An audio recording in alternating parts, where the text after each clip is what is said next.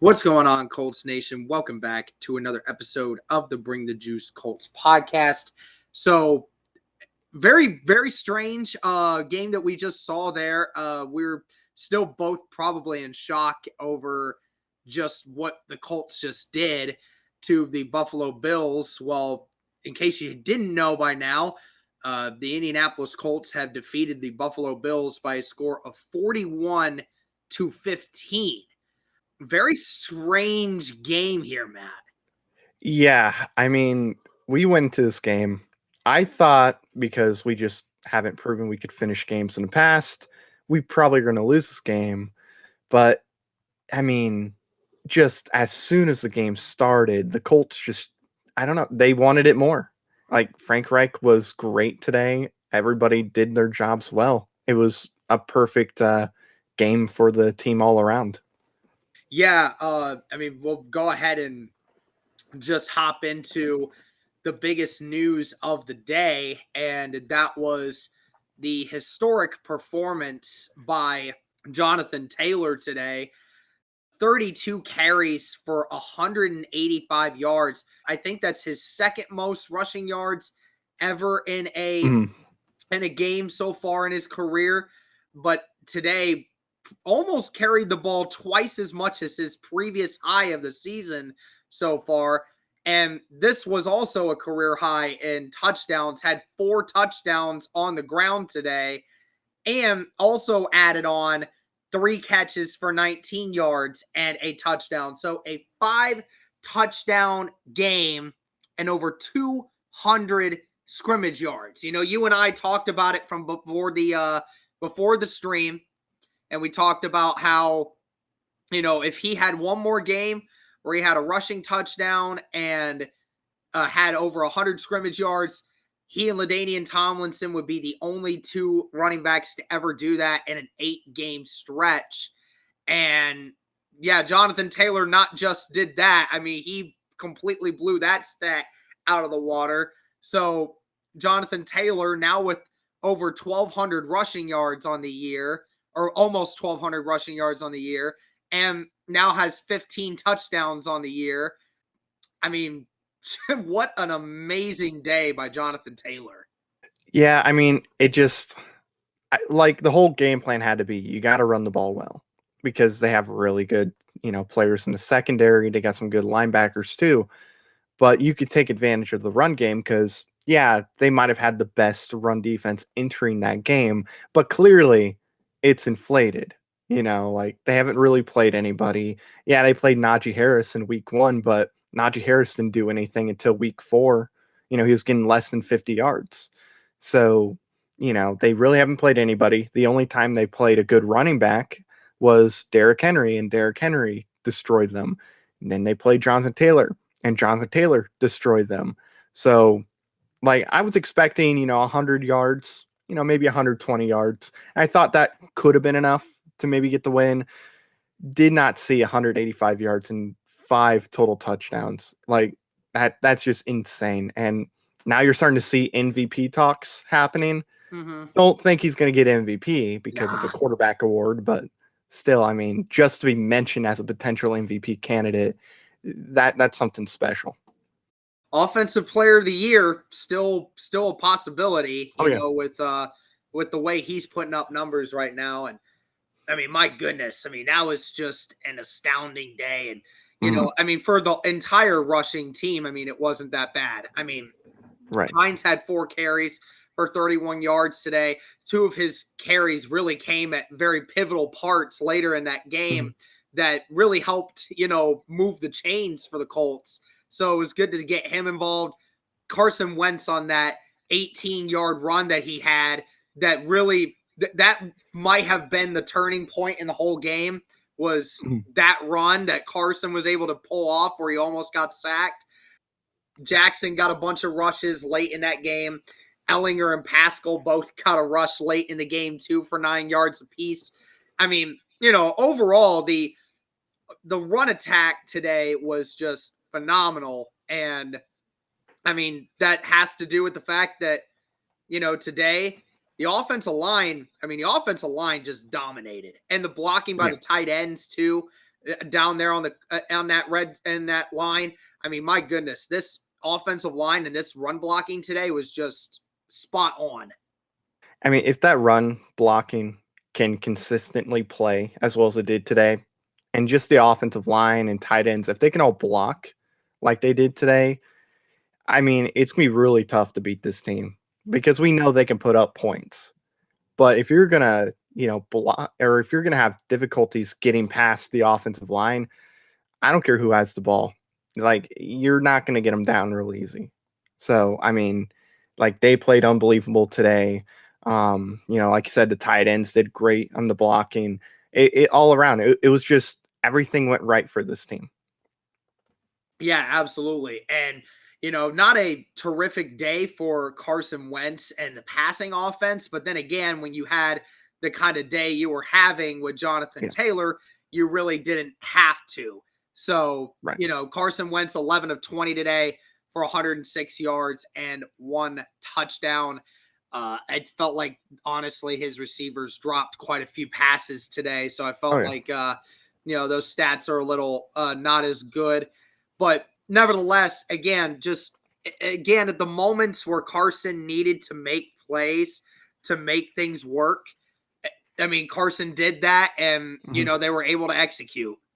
Definitely. And yeah, like you said, his numbers, they're not like flashy. If you look at the scoreboard the following day and if you didn't watch the game, you see those numbers, you'll be like, he didn't play good. But he did what he needed to do. He didn't make any mistakes. He made good throws consistently. Maybe one throw in that entire game wasn't too great. It was that pass towards Pascal that was a little too high. But really, besides that, he did everything he could have wanted. He didn't try to be the hero. They just relied on Jonathan Taylor, and then when Wentz needed to do something, he went out there and he did it.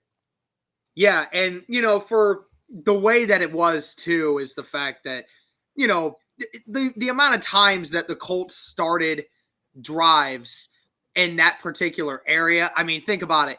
How many times did the Colts start an offensive drive on Buffalo's side of the field?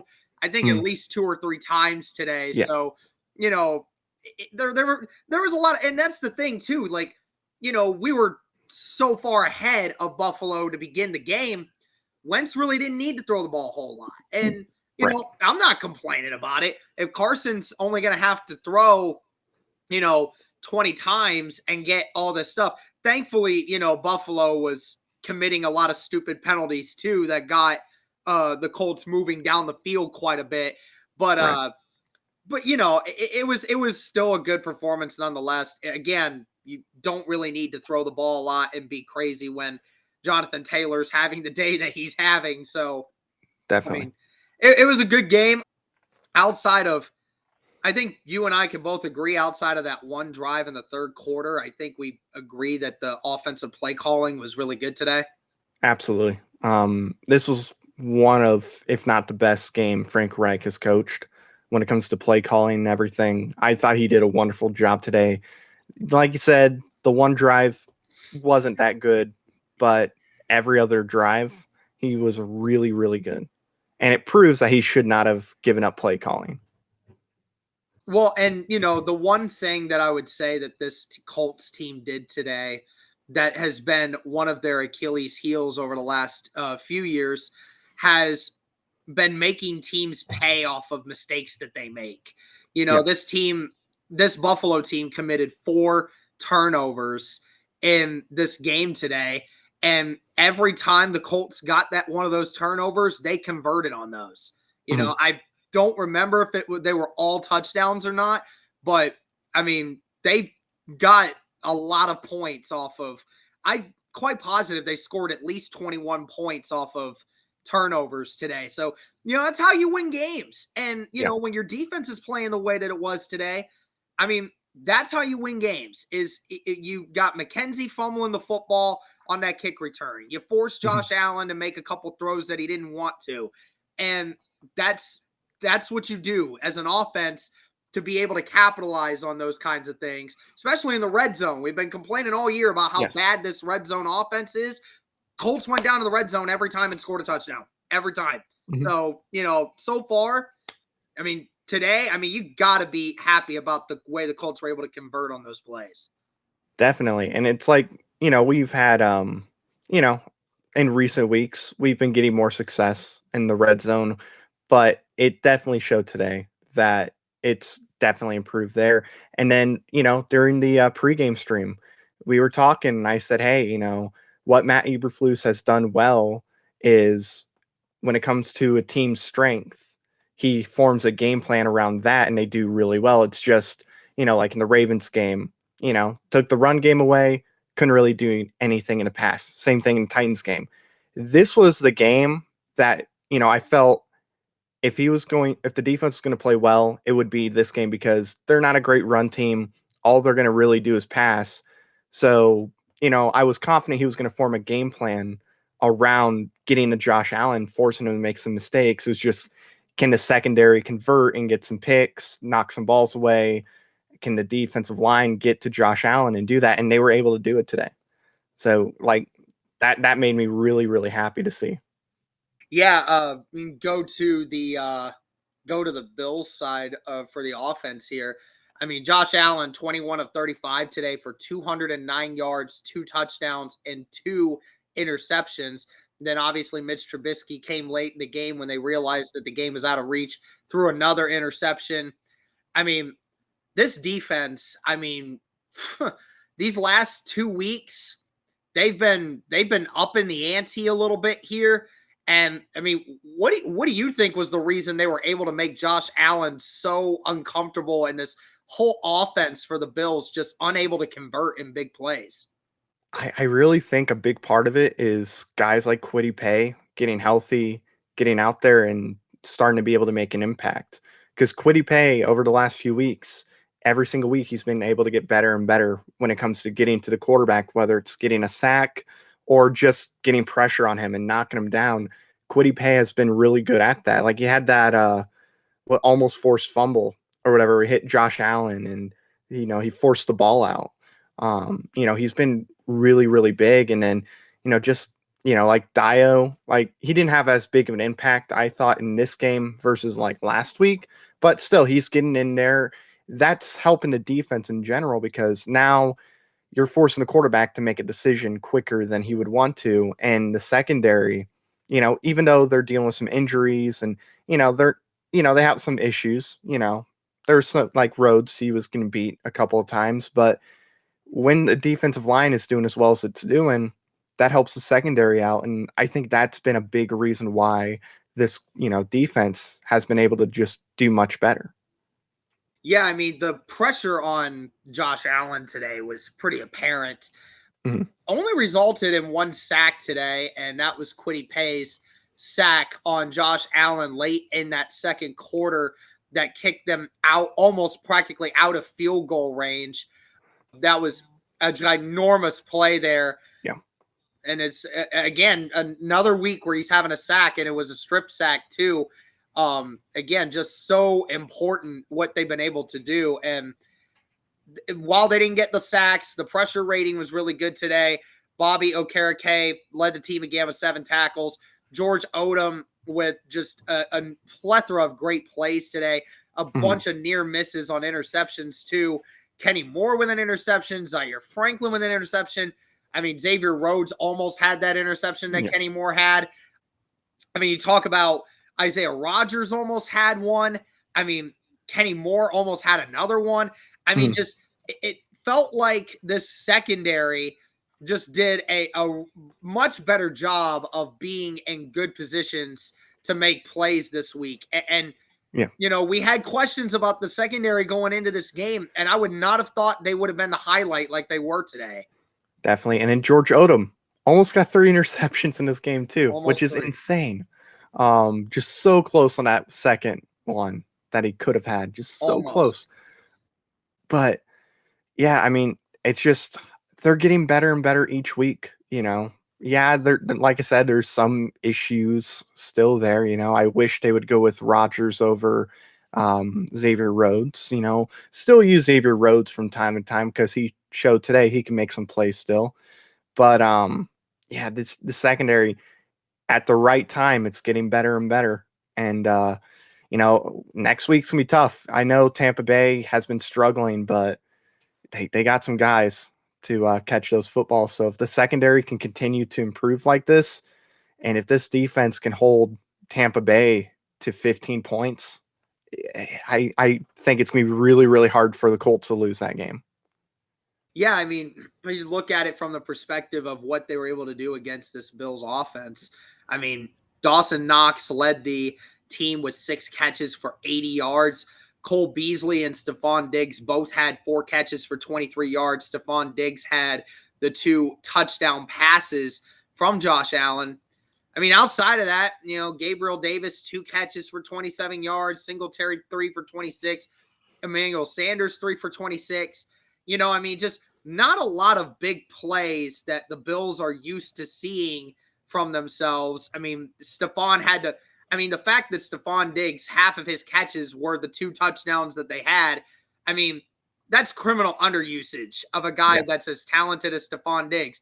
And I'm sure that should tell you, a little bit about what the Colts defensive system, what they were able to do to get them to steer away from him. Definitely. It's not, the Bills don't just go into a week saying we're just going to steer away from Stephon Diggs because that's what they know we're going to go to.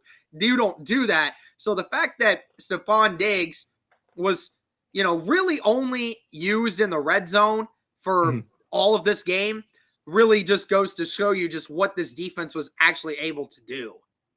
Yeah, I mean, look, Stephon Diggs, he's a top 5 receiver in the NFL.